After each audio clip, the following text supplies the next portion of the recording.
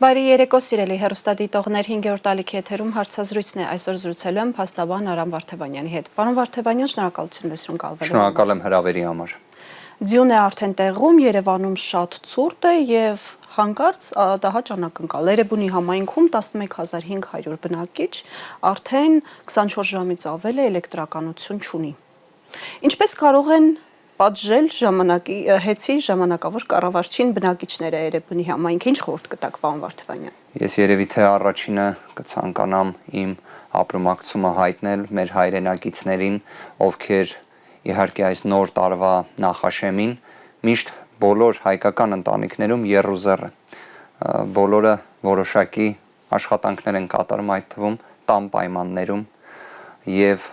դժվար է պատկերացնել, թե ինչ բան է 24 ժամից ավելի լույս չունենալը։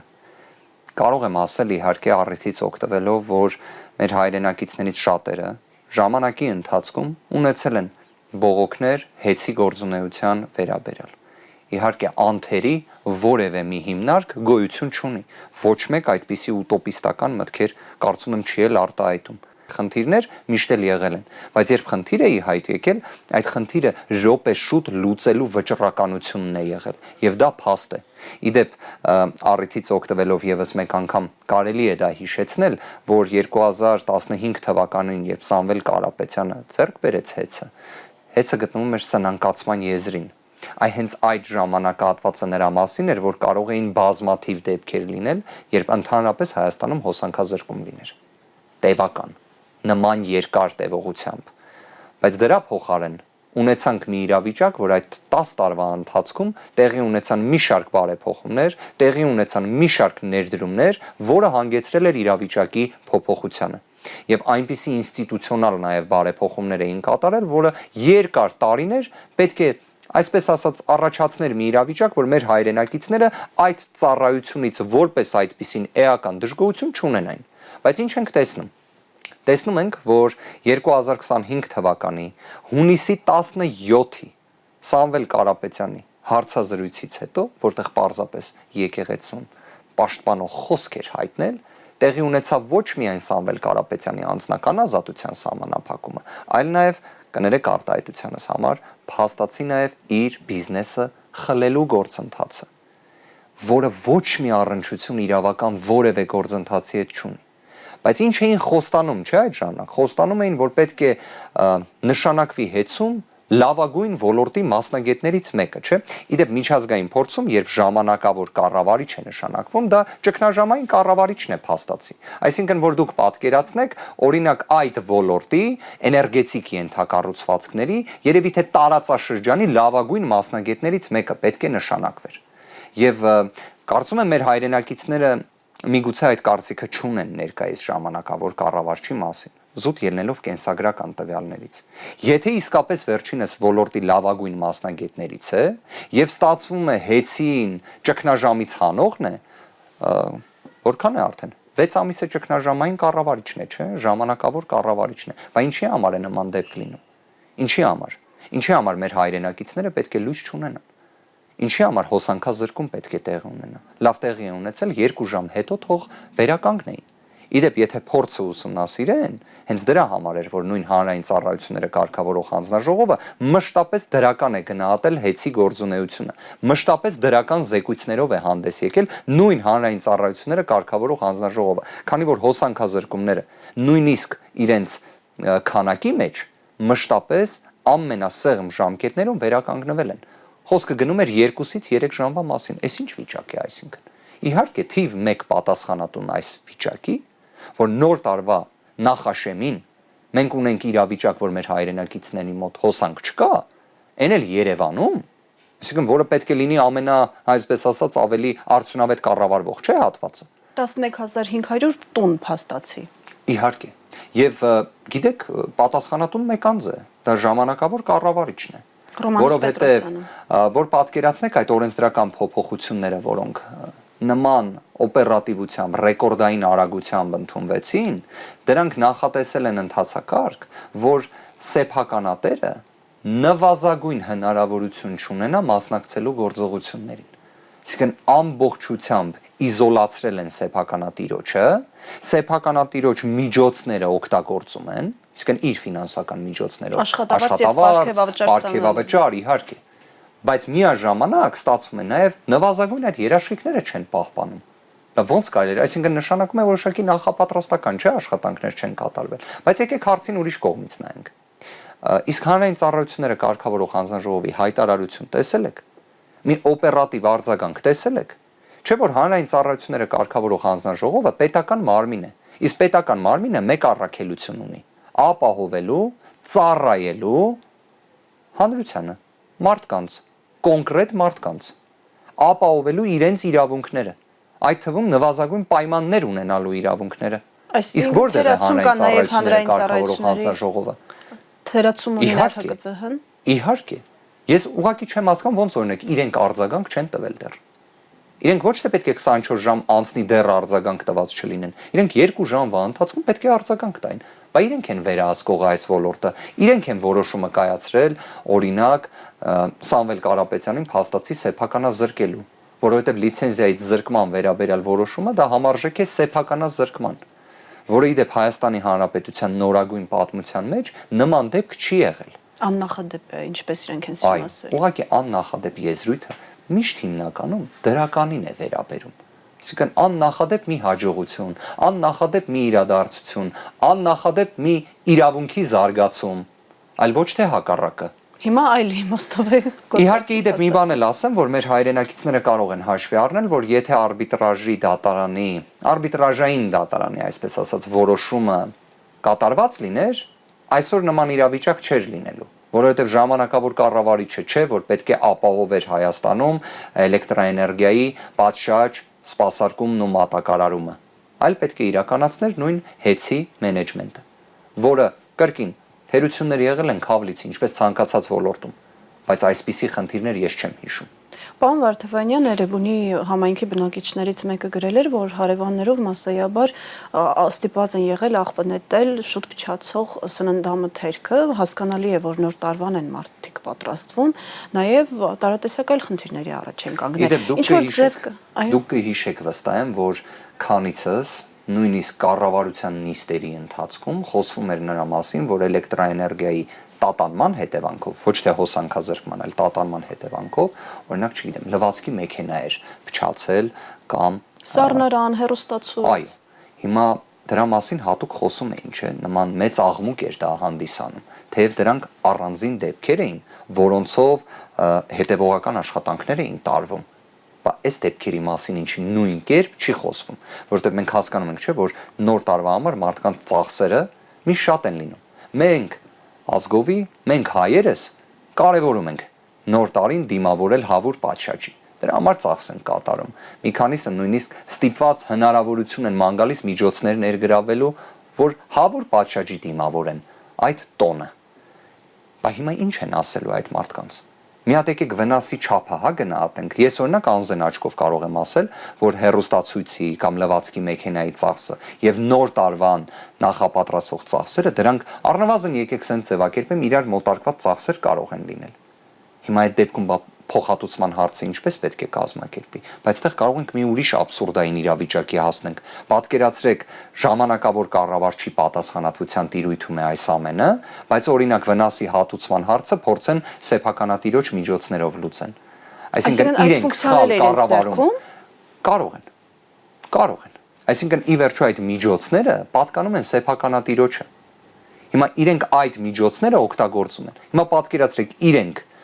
իրենց կառավարչական սխալ որոշումների արդյունքում նման իրավիճակի հասցնեն, հետո մի հատ էլ սեփականատիրոջ միջոցները օգտագործեն դրա համար։ Երբ ես ասում եմ, որ մենք աբսուրդային իրավիճակներ ենք ունենում, նաև դրա համար եմ ասում։ Իդեպ հետաքրքիր հանգամանք նշեմ, մենք նման դժվարությունները մեղմ ասած կանխատեսել էինք։ Այդ իսկ պատճառով նաև դիմում էր ներկայացվել սահմանադրական դատարան վիճարկելու այս ամբողջ օրենսդրական փաթեթը։ Եվ եթե նայենք այն իրավիճակը, որ հանրային ծառայությունները կարգավորող հանձնաժողովը իսկապես մի պահ կանգ առներ եւ սպասեր, թե ինչ է որոշելու սահմանադրական դատարանը, մինչեւ ժամանակավոր կառավարիչ նշանակելը, չեմ կարծում, որ երկինքը փուլ կգար։ Հետևաբար ինչ է ստացվում, այստեղ նպատակը ժամանակավոր կառավարիչ նշանակելն էր ճգնաժամային իրավիճակից ելնելով, թե պարզապես քաղաքական որոշում կար, որ քաղաքական հետապնդման բաղադրիչներից մեկը պետք է լիներ սեփականազրկումը։ Կարծում եմ ակնհայտ է, որ այստեղ երկրորդն է, եւ ակնհայտ է, որ այստեղ մենք իրավունքի օրենքի հետ առնչություն չունենք։ Ի վերջո պատական չէ, որ միջազգային հեղինակավոր դատարան հստակ որոշում էր կայացրել, որ ձեռնպահ մնացեք այս գործողություններից, նույնիսկ դա անտեսվեց։ Իդեպ ես տարածաշրջանում մեր չեմ հիշում դեպք, որ արբիտրաժային որոշման նկատմամբ նման առհամարական վերաբերմունք լինի։ Ես չեմ հիշում նման դեպք։ Բայց դա էլ տեսանք։ Հանկարծ Ադրբեջանը արբիտրաժի դատարանով Հայաստանի դեմ ինչ-որ հայց շահի, Աստված մի արասցեք, շտապեն այդ հայցը անմիջապես իրականացնել, այո, Ադրբեջանի առաջ թող հեռու լինեն նման իրադարձությունները իսկապես։ Պարոն Վարդապետյան, այսինքն Էրեբունի համայնքի բնակիչները տուժած որևէ լծակ չունեն փոխհատուցում պահանջելու հենց ժամանակավոր կառավարչից։ Առնվազն հարցը կարող են բարձրաձայնել, բայց նաև հետևողական լինեն, որ հանրային ծառայությունները կարգավորող հանձնաժողովը իր լիազորությունները կատարի եւ թող գնահատական տա այս իրավիճակին։ Դուք խոսեցիք այն մասին, որ Սամվել Կարապետյանը պարզապես եկեղեցուն աջակցություն հայտնելու համար, մեր ձևով արտահայտության համար արդեն 6 ամսից ավել է կալանավայրում է։ Անդրադառնանք այդ մեր ձևով արտահայտությանը։ Ի վերջո հաջողվեց պարզել, թե այդ արտահայտության մեջ որն էր վտանգը։ Հիշեցման կարգով այդ նախադասության համար մեր ձևով կմասնակցենք եկեղեցու պաշտպանությանը։ Իրավապահները Սամվել Կարապետյանին մեղսագրել են իշխանությունը բռնությամբ զավթելու կոչ մեղադրանք։ Իսկ աբսուրդայնության աստիճանը այստեղ է։ Բայց ի վերջո Սամվել Կարապետյանի անցած ճանապարհը, կենսագրական տվյալները կարող էին չէ հուշել, թե ի վերջո մեր ձևովը ինչ կարող է իրենից ենթադրել։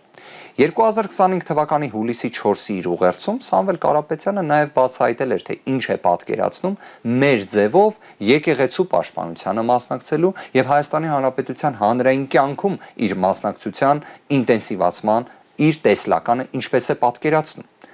Դրանք բոլորը Հայաստանի Հանրապետության սահմանադրությամբ, օրենսդրությամբ, միջազգային կոնվենցիաներով երաշխավորված գործունեության տեսակներ են։ Դրանք քաղաքական եւ քաղաքացիական իրավունքների իրացման ձևերն են, որոնց նկատմամբ պետությունը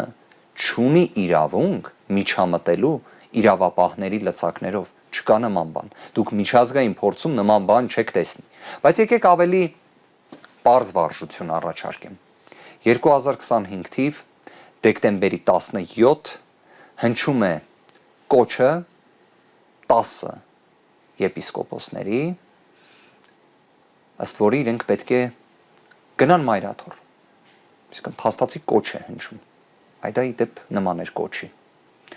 Նման էր կոչի մայրաթոռի բնականon գործունեությանը միջամտելու։ Կոչ էին անում մարդկանց գալ։ Եվ նույնիսկ այո, կոչ էին անում մարդկանց գալ, որ իրենց աջակցեն։ Դրան ի պատասխան բազմաթիվ հայտարարություններ հնչեցին, նաև հայտարարություն հնչեց Նարեկ Կարապետյանի կողմից, որտեղ հենց խոսքը նրա մասին էր, որ պետք է լինել մայր աթոռ, պետք է լինել մայր աթոռ Սուրբ Էջմիածնի տարածքում եւ մասնակցել ժամերգությանը, մասնակցել պատարագին, լինել եկեղեցու կողքին որպես հավատացյալներ, այլ ոչ թե 10 եպիսկոպոսների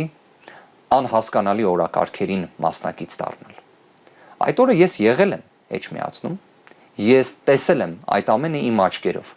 Ես տեսել եմ, թե ինչպես է լինում մեր ձևով կմասնակցենք եկեղեցու պաշտպանությանը, այնպես ինչպես Սամվել Կարապետյանն էր ասել, եւ տեսել եմ, թե ինչ էր նախաձեռնել օրվա իշխանությունները, քանի որ այնտեղ բազմաթիվ պաշտոնատար անձինք կային, եւ թե ինչպիսի վարքագիծ էին իրենք դրսևորում, եւ թե ինչպիսի վարքագիծ էին դրսևորում մեր մյուս հայրենակիցները, ովքեր պարզապես լուր կանգնած էին, մասնակցում էին պատարագին, մասնակցում էին ժամերգությանը։ Դա լրիվ այլ տեսարան էր։ Մենք երկու այնպիսի հակադիր արժեքներ տեսանք այնտեղ։ Եվ ես անկեղծ եմ ասում, որպես հայ մարդ, ինձ համար անասելի ցավ էր այդ ամենը տեսնելը։ Փաշինյանի իրական Հայաստան եւ Հայաստան, այո, այդպես է ստացվում։ Գիտեք, տպավորություն էր, որ մենք իրար հանդեպ, հայերով իրար հանդեպ սահմանագիծ ունեինք։ որտեղ ոստիկանները մեզ բաժանում էին։ Կարող եմ ասել, որ թող երբեք նման պատկեր չլինի մեր Հայաստանում։ Թող երբեք այլևս մեր իրականության մեջ չլինի պառակտման նման աստիճան։ Երբեք։ Մենք կարանք իրար հետ բազմաթիվ հարցերում ունենանք տարբեր կարծիքներ, բայց չկա մի հարց, որ մենք հայերով իրար նկատմամբ սահմանագծվենք։ Չի կարող լինել նման իրավիճակ, չկա նման հարց մեր երկրի ներսում։ Բայց սա է այն իրականությունը, որ մենք այսօր տեսնում ենք, եւ որը տարիներ ի վեր արդեն 7 տարուց ավելի գեներացվում է, սնուցվում է եւ տարածվում է։ Մեր ձևով եկեղեցու պաշտպանությունը հենց նրանում էր, որ կարելի է գալ, մասնակցել պատարագի, խաղաղ, առանց որևէ մի իրավախախտման, նույնիսկ առանց մեկ զանցանքի։ Եվ սադրանքների չարձագանքել։ Եվ սադրանքների չտրվել։ Կներեք, որ սա որպես օրինակ եմ բերում, ցավով եմ սա ասում, բայց նույնիսկ ոչ հարիր լեքսիկոն որևէ մեկը իրեն թույլ չի տվել։ Ի տարբերություն նույնիսկ հանրային ծառայության մեջ գտնվող օրվա իշխանությունների ներկայացուցիչների, որտեվ դա էլ ենք տեսել այդ օրը։ Պարոն Վարդևանյանի դեպքը Հիմա դա չէր օրինակ մեր ձևովը։ Ես իրական կյանքից եմ դա ցույց տալի։ Սամվել Կարապետյանի ասածներ խնդրահարույց, թե այն ինչը տեսանք, որ օրվա իշխանությունների աջակցությամբ տեղի ունեցավ այդ օրը, որն էր իրավական տեսանկյունից խնդրահարույց։ Հիմա ես ուզում եմ հասկանամ, տաճարի դռներին հարվածելը, կաթողիկոսներից մեկի գերեզմանին Ես չգիտեմ, նույնիսկ այդ բառերը չեմ կարողանում արտաբերել, անկեղծ եմ ասում։ Հիմա դրանք հանցանքներ չեն։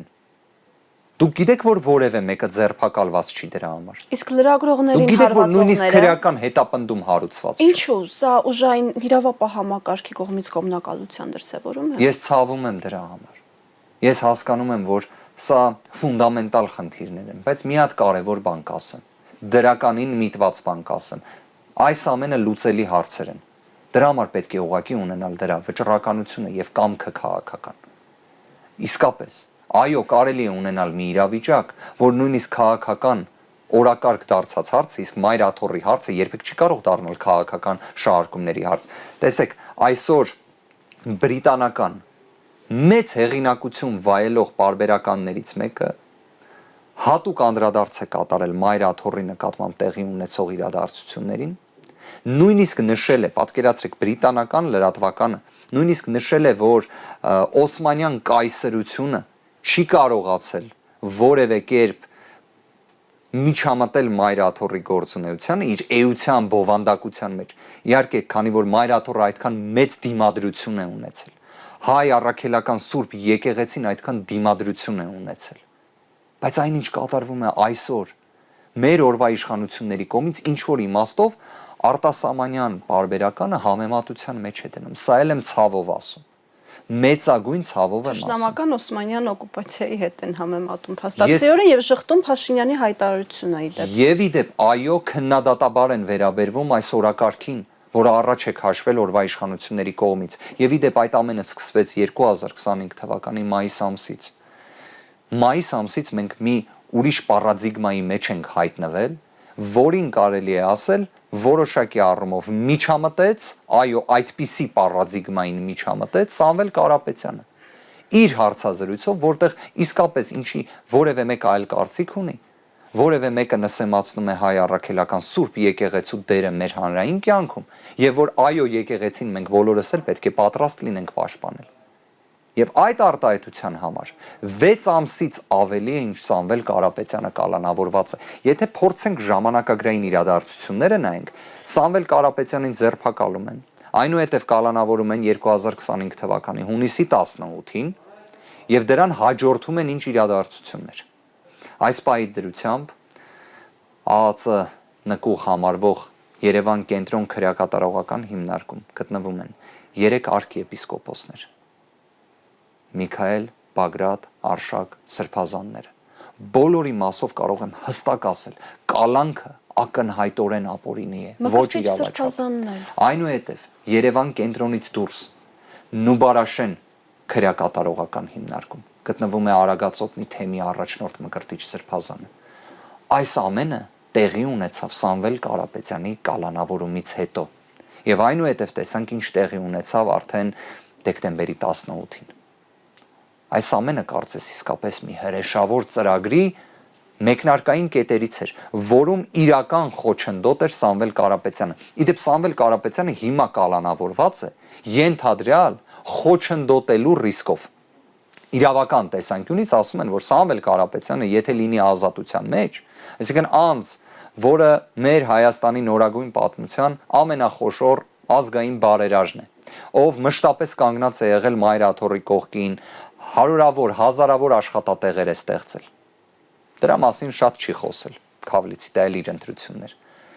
Բայց նման գործունեություն ծավալած անձին, ով նաև Forbes-ի ցուցակում է, այսինքն հանրային նման ճանաչում ունի։ Միջազգային գործարարի համբավ է վայելում։ Հիմա այդ պայմաններում անձը լինելով ազատության մեջ, ինչին պետք է խոչընդոտի։ Անհասկանալի, աբսուրդային, իրավունքի եւ օրենքի հետ առնչություն չունեցող մեղադրանքներին պետք է խոչընդոտի։ Ինչի համար։ Այո, եթե խոսքը գնում է Մայր Աթոռը, մեր արժե համակարգը պաշտպանելու տեսանկյունից խոչընդոտել, միգուցե ճիշտ են, բայց դա ուղղակի քրեաիրավական տիրույթի հետ կապ չունի։ Պարոն Վարդևանյան, բայց նաև խուզարկություններ արեցին, հարցաքննության կանչեցին այն փորձագետներին, ովքեր փորձել էին մեր ձևով արտահայտության բովանդակություն Շնորհակալ եմ ձեր հարցի համար, որովհետև Հայաստանի նորագույն պատմության մեջ ես նման դեպք չեմ հիշում։ Պատկերացրեք, մենք փաստաբանական թիմը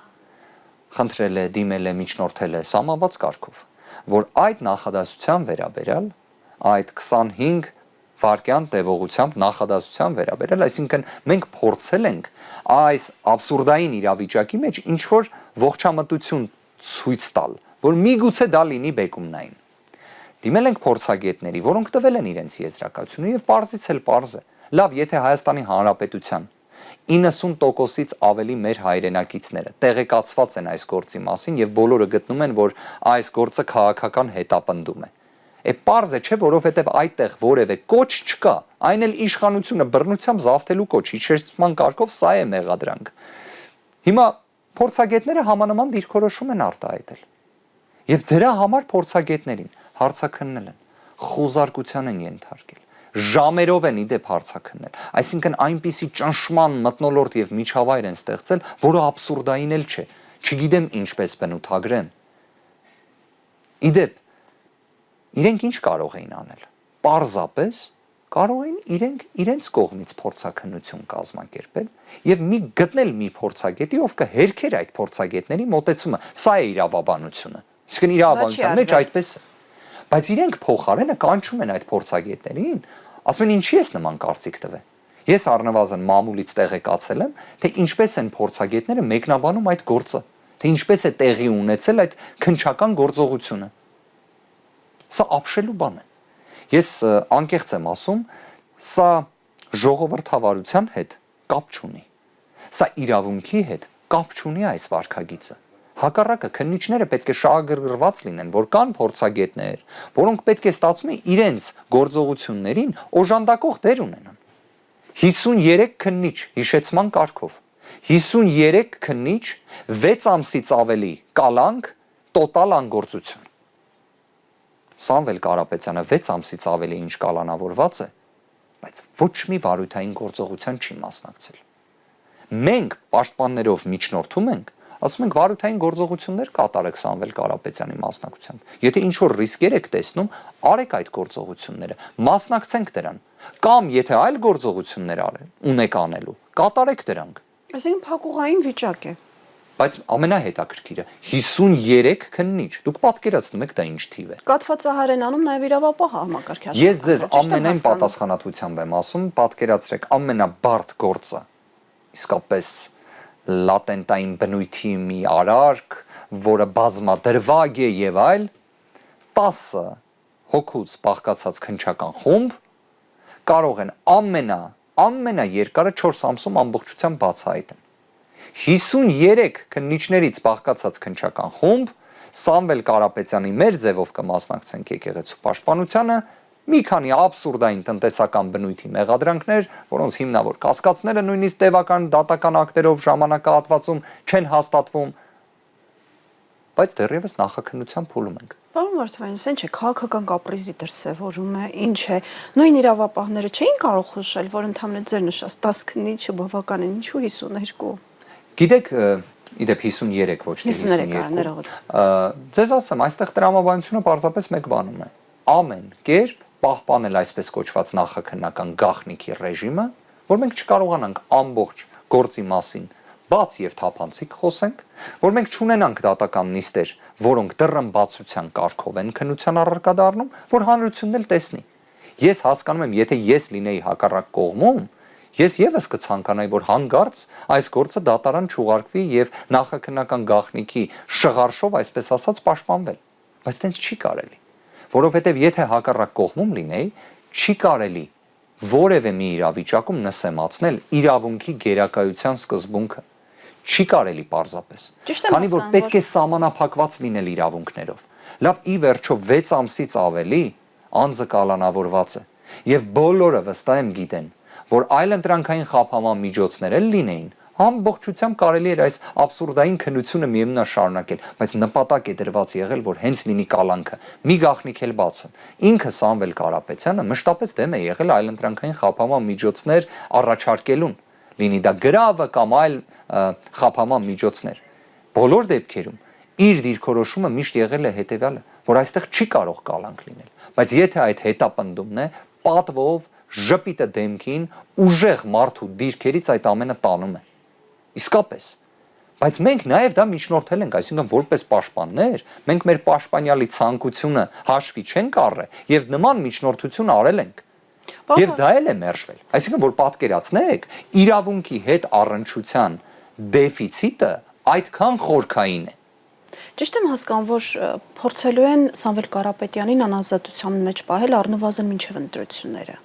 Ես ունեմ համոզմունք, ունեմ նման կամք, վճռականություն իմ գործընկերներն էլ իմ հետ միասին, որ մենք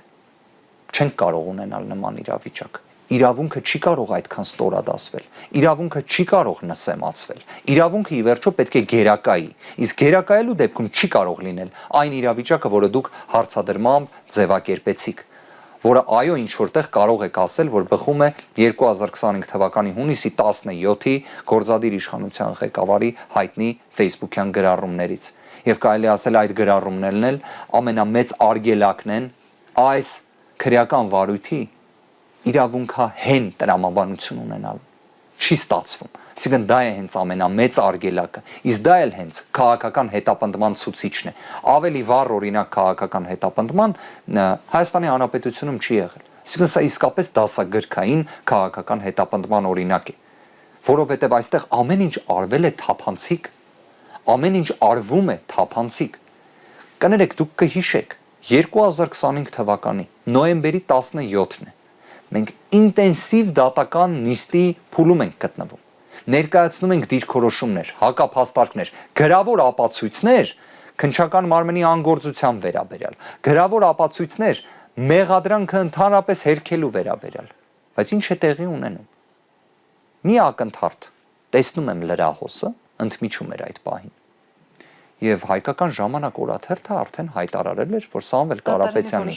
կալանքը երկարաձգվել է 2 ամսով։ 18 ժամ առաջ, չէ, եթե չեմ սխալվում։ Այո։ Պատկերացրեք, այսինքն նույնիսկ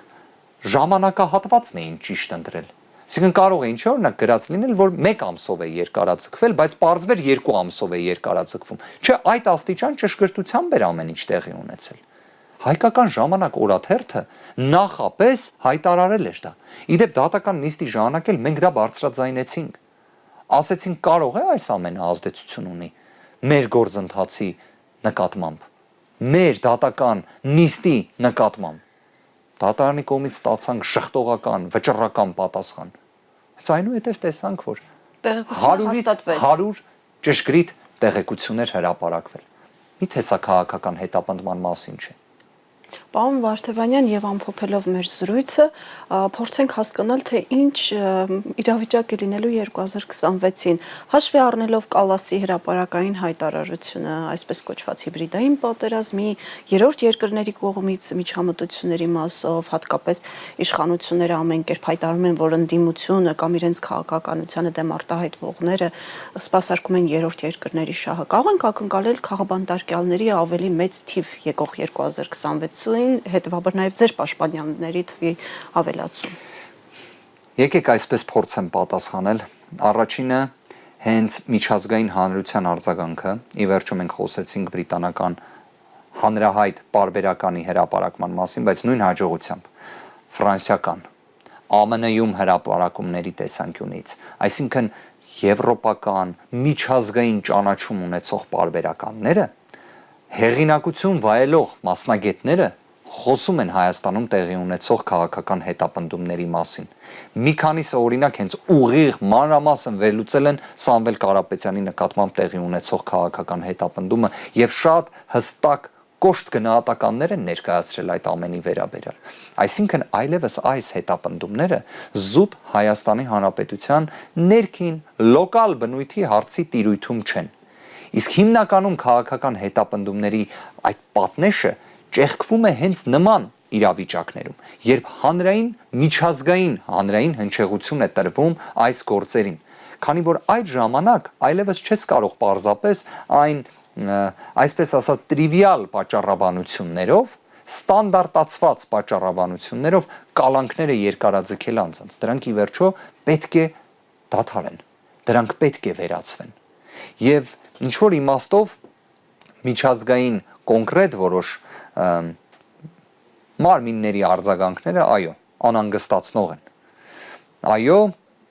որոշակի իմաստով դրանք կարող են խոչընդոտ հանդիսանալ իրավունքների պաշտպանությանը։ Բայց մյուս կողմից ես հակված եմ կարծելու, որ իրավունքի պաշտպանության ոլորտում, իրավապաշտպան գործունեության մեջ ամենակարևոր շարժիչ ուժը երբեք չհանձնվելն է։ Հաճախ նույնիսկ ամենաանհավանական թվացող իրավիճակներում համառությունը իր արդյունքը տալիս է։ Իրավապաշտպան գործունեությունը առաջնային հենց չհանձնվելու մասին է։ Եվ 2026 թվականին էլ կարծում եմ սա չափազանց կարևոր մոտեցում պետք է հանդիսանա առնվազն մեր փաստաբանների համար, բայց մյուս կողմից նաև մեր հանրության համար, որովհետև ինչ որտեղ այս կալանքները, այս հետապնդումները, որ կարելի է 3 արքիեպիսկոպոսի եւ 1 եպիսկոպոսի կալանավորված պայել արդեն տևական ժամանակ, որ ազգային բարերարին կարելի է 6 ամսից ավելի կալանավորված պայել, չէ՞ որ այդ ամենը նաև հանրությանը վախեցնելու մասին է, վախի մթնոլորտի ձևավորման մասին է։ Եվ եթե այդ ամենը չի հաջողում, այդ գործիքի անհրաժեշտությունն էլ սպառվում է, այդ կալանքների անհրաժեշտությունը սպառվում է։ Հիմա ես կարող եմ իսկապես որպես փաստ արձանագրել, որ մենք ունենք այս ժամանակահատվածում հանրային հնչեղություն ունեցող մի շարք գործերով կալանավորված անձինք, բայց որոնցից եւ ոչ մեկի մասով դուք չեք նկատել մարդկային ընկճվածությունը, թեև կալանքը անասելի ծանր խափաման միջոց է։ Դուք տեսել եք միայն ուժը, պատիվը, արժանապատվությունը, չնայած այս ռեպրեսիաներին։ Օրինակը բերեմ, վստահաբար դուք տեսել եք Սամվել Կարապետյանի ուղերձները այս ժամանակահատվածում։ Դուք այնտեղ տեսել եք թե դրականին, թե հույսին միտված ուղերձները։ Այսինքն վերջերս դրա մասին ասել էի, չնայած 6 ամսից ավելի կալանքին ես իր մեջ 1%, 1 գրամ չարություն չեմ տեսել։ Այսինքն այդ ամենը միայն ուժով կարող ես հաղթահարել, ուժեղ լինելով։ Եվ այդ իմաստով կարծում եմ իսկապես այս գործիքների, այն է կալանքների, վաղեմության ժամկետը ինչ որ իմաստով սպառվելու է։ Թող որևէ մեկը դրա մեջ չկասկածի։ Եվ ինչպես ասում են, լուսաբացից առաջ միշտ ամենամութն է լինում։ Մենք իսկապես թող գալիք տարում բոլոր նման տեսակ ապօրինությունները հաղթահարենք, բայց ամենակարևորը հաղթահարենք համախմբվածությամբ։ Պարոն Վարդևանյան, կուզենայի նաև որպես տարվա ամփոփում գնահատեիք արդարադատության, ներքին գործերի նախարարության եւ մարդու իրավունքների պաշտպանի գործունեությունը 1-ից 5 սանդղակով։ Ով է 5-ին արժանանում, ով 2-ի։ Հետաքրքիր հարց եք տալիս, բայց անկեղծորեն եմ ասում, քանի որ երկար է լինելու պատասխանս եւ Պարզապես թվերը։ ցավով դրականը դժվարանալու եմ նշել։ Եկեք այսպես ձևակերպեմ։ Վստահաբար կարելի էր մի շարք բարեփոխումներ կատարել հենց իրավունքների պաշտպանության համար։ Ես օրինակ նկատել էի, որ արդարադատության նախարարը ուղիղ նշում էր, որ իր համարել է մտահոգիչ կալանքների նման թիվը։ Հիմա դրա լուծման ճանապարհը գիտեք ո՞րն է, որ արդարադատության նախարարությունը չսահմանափակվեր զուտ մտահոգություն արտահայտելով։ Ես վստահ եմ արդարադատության նախարարը տեղեկացված է, թե ովքեր են այն դատավորները, որոնք ապահովում են ոչ թե իրավունքի գերակայություն, այլ կալանքի գերակայություն։ Նույնիսկ հանրությունը անունները գիտի։ Իհարկե։ Իսկ դուք գիտեք, որ արդարադատության նախարարը ունի բացառիկ լիազորություններից մեկը դատավորների նկատմամբ կարգապահական վարույթ հարուցելու եւ այդ հարցի քննությունը փոխանցելու բարձրագույն դատական խորհրդին։ Քանի նման դեպքի մասին եք լսել, որ հենց այն դատավորների, որոնք կոնկրետ անուն ազգանուն ունեն եւ հանրությունը իրենց բոլորին գիտի, մենք էլ գիտենք, բոլորս էլ գիտենք։ Իդեպ ամենամեծ ցավն էլ ինչումն է։ Ես հոգեբանորեն էլ չեմ կարողանում իրավիճակին մոտենալ։ Հասկանում եք, երբ մարդուն կալանավորման ուղղված խափաման միջոց ես ընտրում, դա այնպիսի ծանրակշիռ փաստարկներով պետք է լինի։ Չէ՞ որ մենք հասկանում ենք մարդկայնորեն դա ինչ ծանր խափաման միջոց է։ Հանրությունն էլ դա շատ լավ գիտի։ Բայց այդ դատավորները առանց մեկ վայրկյան, այսպես ասած, դժվարություն զգալու կատարում են դա։ Եվ ամիսներով մարդիկ լինում են կալանավորված։ Բայց մյուս կողմից, լավը ուզում եմ նշել։ Մենք ունենք դատավորներ, որոնք իսկապես իրավունքի գերակայության մասին են մտածում։ Ունենք։ Քիչ են, բայց ունենք այդ դատավորները։ Անունները հանկարծ չտանք, որ չթիրախավորենք։ Այո։ Հետևաբար այն հարցադրմանը վերադառնալով, եկեք, քանի որ խոսում էի դրականի մասին, դրականին ուղված մոտեցումների մասին, եկեք հենց այդպիսի տրամաբանությամբ էլ մոտենանք, առանց կոնկրետ պատասխան տալու, բայց բոլորս կարելի ասել պատկերացրեցինք ինչի մասին է իրավիճակը։ Մեզ պետք է իսկապես, որ իրավունքը գերակայի։ Մեր հասարակությանն է պետք, որ իրավունքը գերակայի։ Սա կոնկրետ անձանց մասին չէ։ Սա իսկապես արժե համակարգի մասին է։ Երբ իրավունքը կլինի գերակայող, վստահաբար կարող եմ ասել, մենք պառակտումն էլ չենք ունենա մեր հասարակության մեջ։ Մենք այսպիսի դժվարություններն էլ, որոնք տեսնում ենք ամեն օր, կկարողանանք հաղթահարել շատ ավելի հեշտ ճանապարհով։ Եվ այդ ամենն էլ ի վերջո կբխի մեր հայկական ձևից։